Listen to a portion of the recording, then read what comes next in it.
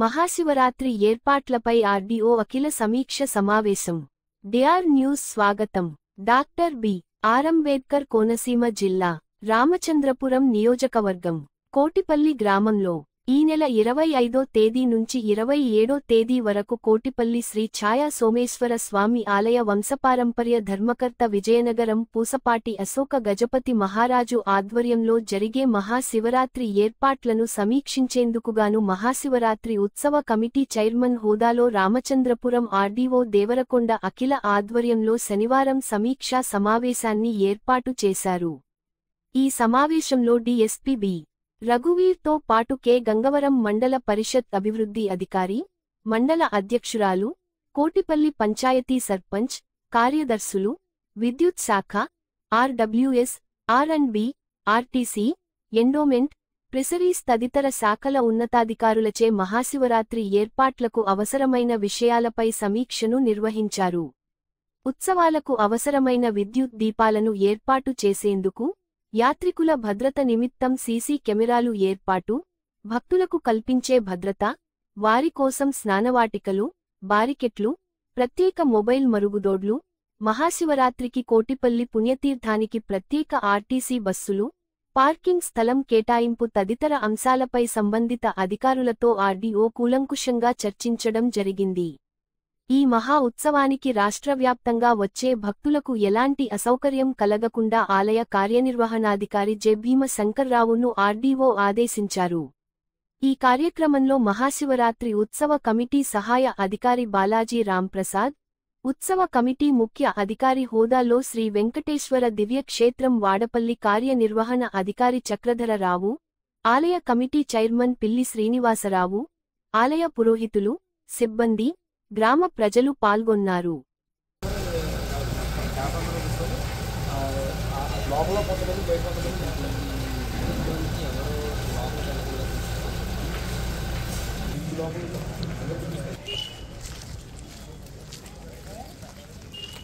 ఎక్కువ మంది జనాలు వస్తే అప్పుడు దీన్ని వాడతారు. మామూలు వ్యక్తి ఇలా లోపల బారికేడ్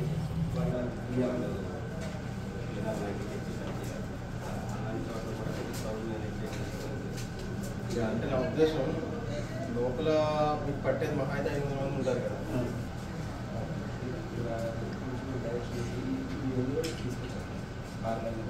ఈ పక్క నుంచి డైవర్షన్ కార్ డైవర్షన్ ఈ పార్టీ చేస్తారు. ఓన్లీ బైక్ మాత్రం సైడ్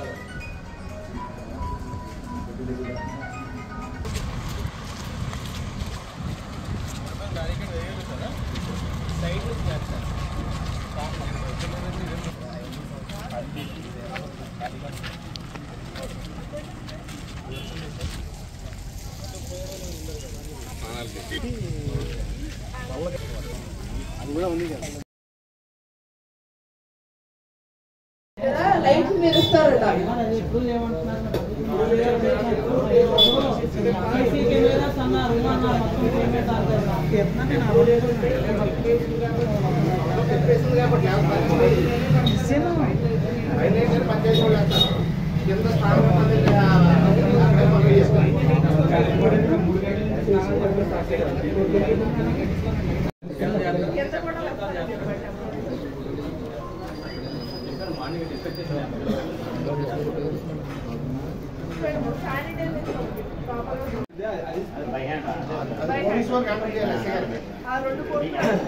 దాంట్లో లైఫ్ జాకెట్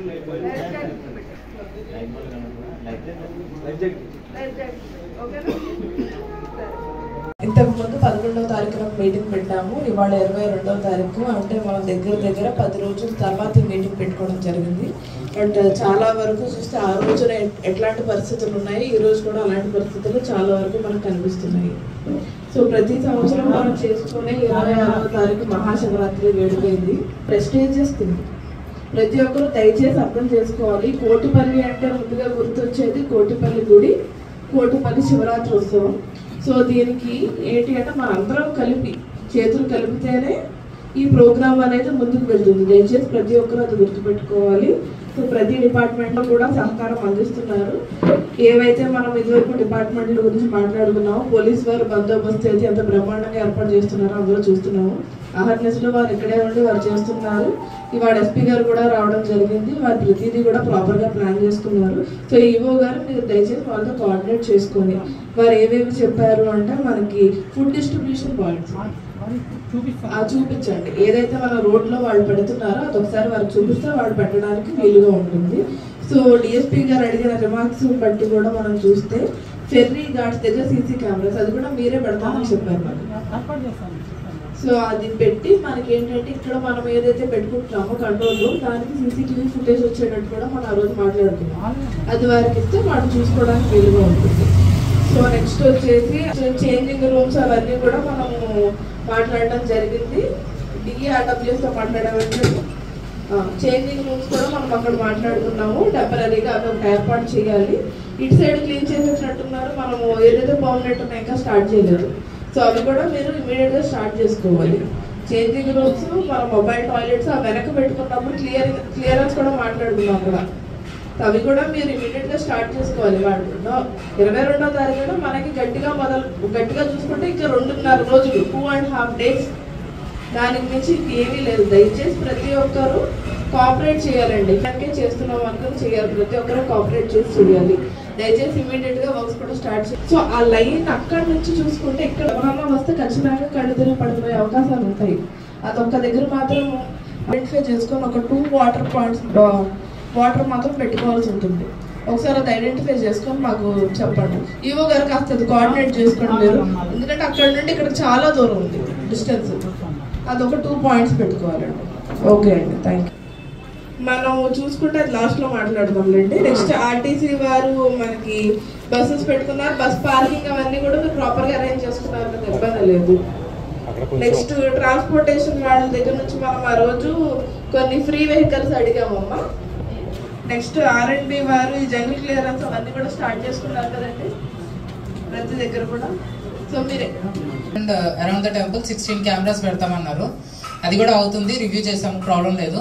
నెక్స్ట్ మనకి దీని తర్వాత మనకి ప్రాబ్లమాటిక్ ఏరియా వచ్చేసి బాతింగ్ గార్డ్స్. ఆ బాతింగ్ గార్డ్స్లో అయితే బ్యారికేడింగ్ చెప్తున్నాము, అది వర్క్ స్టార్ట్ కాలేదు. అండ్ లైటింగ్ మనం ఒక లేయర్ మాత్రమే ఉంది, 2-3 లేయర్స్ లోపలికి వెళ్ళాలని చెప్పాము, అది కూడా వర్క్ స్టార్ట్ కాలేదు. అండ్ జల్లు స్నానం ఏర్పాటు చేశారు, no problem. And CC cameras కూడా బాతింగ్ గార్డ్స్లో ఏర్పాటు చేయాలి, అది కూడా కాలేదు, అది ఇంకా పెండింగ్ వర్క్ ఉంది. అండ్ ఫెర్రీ పాయింట్స్ దగ్గర ఇటువైపు ఒక సీసీ కెమెరా, అటువైపు ఒక సీసీ కెమెరా పెట్టాలి. అది సీసీ కెమెరాస్ పెట్టినట్లయితే మనకి మానిటరింగ్ ఈజీ అవుతుంది. ఎంతమంది ఫెర్రీ ఎక్కుతున్నారు, ఏమైనా ప్రమాదం జరుగుతుందా, మనకి ఇక్కడి నుంచి ఇన్స్ట్రక్షన్స్ ఇవ్వడానికి సులువుగా ఉంటుంది. ఆ 2 సీసీ కెమెరాస్ ఒకటి పెట్టించాలి, అది పెండింగ్ ఉంది. అండ్ లైటింగ్ కూడా ఫెర్రీ పాయింట్ దగ్గర ఒకటి పెట్టించాలి. ఇంకా థర్డ్ సెక్టర్ వెళ్ళినట్లయితే పార్కింగ్ ప్లేసెస్లో మనకి ఇన్సైడ్ పార్కింగ్ ప్లేస్ మనకి ర్యాంప్ వేయాలని చెప్పాము, ఆ ర్యాంప్ జరగాలి ఒకటి. అండ్ క్లియరెన్స్, జంగిల్ క్లియరెన్స్ ఉంది, తుప్పలు ఎక్కువ ఉన్నాయి, ఆ తుప్పల క్లియరెన్స్ ఒకటి జరగాలి. ఇంకోటి లైటింగ్, పార్కింగ్ ప్లేసెస్ మధ్యలో లైటింగ్ కావాలని చెప్పాము. సో దట్ 4 వైపులా లైటింగ్ ఉన్నట్లయితే మనకి 3 o'clock ఎర్లీ మార్నింగ్ 3 o'clock నుంచి వెహికల్స్ వస్తాయి కాబట్టి మనకు అక్కడ లైటింగ్ ఉంటే ప్రాపర్గా పార్కింగ్ ప్లేస్లో పెడతారు. లైటింగ్ లేదు అంటే మాకు కనిపించట్లేదు అనే ఉద్దేశంతో రోడ్ మీద పెట్టేసి వెళ్ళిపోతారు, దానివల్ల ట్రాఫిక్ కంజెషన్ అవుతుంది. ఆ లైటింగ్ ఒకటి అక్కడ పెండింగ్ ఉంది. అవి కనుక అయినట్లయితే ఇంకా ప్రాపర్గానే జరుగుతుందని చెప్పి ఎక్స్పెక్ట్ చేస్తున్నాం మేడం. టోటల్ 200 members బందోబస్తు ప్లాన్ చేశాం మేడం. ఇందులో ఎన్సీసీ వాళ్ళు ఒకటి అబ్జెక్షన్ చెప్పారు, అది ఎస్పీ గారు దృష్టిలో పెట్టాము, క్లియరెన్స్ వస్తుంది. NSS వాళ్ళు 100 members వరకు అప్రూవ్ చేశారు మేడం, వాళ్ళు వస్తారు. అండ్ స్కౌట్స్ అండ్ గైడ్స్ కూడా వస్తారు మేడం. అక్కడ మేము బందోబస్తు డిప్లాయ్ చేసుకోవడానికి యూస్ఫుల్ ఉంటుంది. అండ్ అక్కడ కూడా మేము కొంచెం మానిటర్ చేయడానికి కొంచెం ఉపయోగకరంగా ఉంటుంది. ఫుడ్ డిస్ట్రిబ్యూషన్ ఒకటి. అండ్ హాకర్స్ది ఒక లైన్ ప్లాన్ చేయమని చెప్పాం కదా లాస్ట్ మీటింగ్లో. బోత్ సైడ్స్ రోడ్డుకి 2 వైపులా హాకర్స్ పెట్టనివ్వకుండా ఒకవైపే పెట్టినట్లయితే మనం రెగ్యులేట్ చేయడానికి ఈజీగా ఉంటుందని చెప్పాము. దానికి సంబంధించిన పనులు ఇంకా ఏం స్టార్ట్ అయినట్లేవు. అండ్ అది ఒకటి రెగ్యులేట్ చేసుకుంటే సరిపోతుంది. శివరాత్రి ఉత్సవం సందర్భంగా మనము 2 మీటింగ్లు పెట్టుకోవడం జరిగింది. ఒకటి 11వ తారీఖున పెట్టుకున్నాం, ఇవాళ 2వ మీటింగ్ పెట్టడం జరిగింది. సో దీనిలో భాగంగా ఏవైతే మనం 11వ తారీఖున మనము ఏర్పాట్లు అయ్యి మాట్లాడుకున్నామో ప్రతి డిపార్ట్మెంట్, దాన్ని మనం ఇక్కడ ఇవాళ పరిశీలించడం జరిగింది. అండ్ ఇప్పుడు ఈ రోజు మీటింగ్ లో కూడా ఏదైతే చిన్న చిన్న ఇష్యూస్ ఉన్నాయో, ఇంకా ఏవైతే పూర్తి కాలేదో అవన్నీ కూడా మనం మాట్లాడుకున్నాము. అండ్ ఈసారి ప్రతి సంవత్సరం కన్నా ఈసారి మనం బాగా జరిపించడానికి అందరూ కూడా ప్రతి డిపార్ట్మెంట్ ప్రతి ఒక్కరు కూడా సహాయ సహకారాలన్నీ అందిస్తున్నారు. ప్రతి సంవత్సరం కన్నా ఈ సంవత్సరం ఇంకొంచెం మెరుగ్గా మనం వచ్చే సౌకర్యాలన్నీ కూడా ఎక్కువ కల్పించడానికి చూస్తున్నాము. ఈసారి బాగా జరుగుతుందని కోరుకుంటున్నాం. ఓం నమ శివాయ. కోటిపల్లి గ్రామంలో ఏం చేసి ఉన్న ఈ సాయా సోమేశ్వర స్వామివారి దేవస్థానం నందు మహాశివరాత్రి మహోత్సవములు 25 నుండి 27 వరకు జరుగుతాయి. అదే విధంగా స్వామివారికి 25వ తారీఖు 4:30 సమయంలో రథోత్సవము, 26 ఉదయం 4 గంటల నుంచి సాయంత్రం రాత్రి మిడ్ నైట్ వరకు 12 గంటల వరకు స్వామివారు దేవాలయం తెరిచి ఉండి భక్తులకు అభిషేకములకు దర్శనములకు అవకాశం కల్పించి ఉన్నాం. ఆ విధంగానే భక్తుల సౌకర్యార్థము క్యూ లైన్ల ఏర్పాటు, ఉచిత దర్శనము, ఫ్రీ ప్రసాదము, వాటర్ సౌకర్యము, మజ్జిగ వగైరా సౌకర్యాలు ఏర్పాటు చేయడం జరిగింది. ఆ విధంగా భక్తులకి ఆహారం అందించే నిమిత్తము, ప్రసాదము నిమిత్తము ఆ డోనర్స్ నుండి దేవాలయం సరౌండింగ్ లో భోజన వసతి కూడా ఏర్పాటు చేశారు. అనాదిగా శ్రీ పైండ జమీందారు వారి చౌటరీ నందు మరియు మానస ట్రస్ట్ వారి నుండి ప్రతి సంవత్సరము భోజన వసతి ఏర్పాటు చేసే ఉన్నారు భక్తులకి. ఈ దేవాలయమునకు ముఖ్యంగా గోదావరి నది ముఖ్యమైన పుణ్యనది. ఈ నదిలో స్నానమాచరించి భక్తులు శ్రీ స్వామివారిని అమ్మవార్ల దర్శనార్థం ఈ దేవాలయానికి వస్తడం అనేది పూర్వం నుంచి ఆచారం. ఇది ప్రసిద్ధమైన శివక్షేత్రము. అనాది నుండి చంద్రుడు, ఇంద్రుడు, కాశ్య మహాముని ప్రతిష్ఠ చేసిన విగ్రహములు అనియు దేవాలయంలో ఉండి ఉన్నవి. ఈ దేవాలయము అతి ప్రత్యేకమైన ప్రాముఖ్యత కలిగిన రాష్ట్రంలో పేరు పొందిన దేవాలయం. ఈ దేవాలయముకు మహాశివరాత్రి రోజుని 60-70 వేల మంది దర్శనములకు అభిషేకములకు వస్తారని మా నమ్మకం. కోటీశ్వర సోమేశ్వరాభ్యాం నమః. కోనసీమ జిల్లా కే గంగవరం మండలం కోటిపల్లి క్షేత్రం. ఈ క్షేత్రంలో నా పేరు జంధ్యాల శివశంకర్.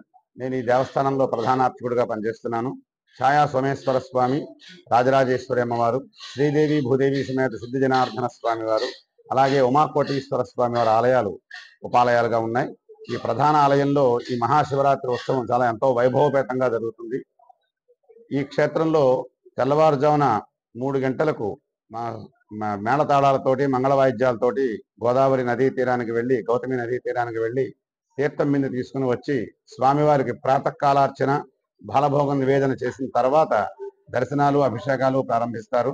మధ్యాహ్న కాలార్చన మళ్ళీ మధ్యాహ్నం 12:30 గంటలకు మధ్యాహ్న కాలార్చన, అవసర నివేదన ఉంటుంది. అలాగే సాయంకాలం 6:30 గంటలకు స్వామివారికి ధూపసేవ కార్యక్రమం ఉంటుంది. ధూపసేవ అనంతరం స్వామివారికి సంధ్యాకాలార్చన అనంతరం స్వామివారి ముఖమండపంపై కోటి దీపోత్సవానికి స్వామివారి యొక్క ఉత్సవమూర్తుల్ని తీసుకుని వెళ్ళి ఆ మన కోటి దీపోత్సవ కార్యక్రమం జరుగుతుంది. అనంతరం స్వామివారికి రాజావారి పేరు, విజయనగర మహారాజా వారి పేరు మీద స్వామివారికి మహాన్యాసపూర్వకంగా ఏకాదశి రుద్రాభిషేకము, 1,00,000 బిల్వార్చన చేసి అనంతరం స్వామివారికి మహానివేదన చేసి స్వామివారి యొక్క ఆలయం తలుపులు మూయడం జరుగుతుంది. ఈ రోజున గౌతమి గోదావరిలో నదిలో స్నానమాచరించి స్వామివారిని దర్శించి ఒక్క దీపం వెలిగించిన ఎడల 1,000,000 దీపాలు వెలిగించిన ఫలితాన్ని పొందవచ్చు అని చెప్పి పురాణాల్లో చెప్పబడింది. ఈ క్షేత్రంలో ఒక్కసారి దానం చేసినా, ధర్మం చేసినా, స్నానం చేసినా, దర్శనం చేసినా ఒక్కసారి చేస్తే 1,000,000 సార్లు చేసిన ఫలితాన్ని ఇచ్చే క్షేత్రముగా ఈ క్షేత్రం 1,000,000 ఫలిగా విరాజిల్లుతుంది. శుభం భవతు.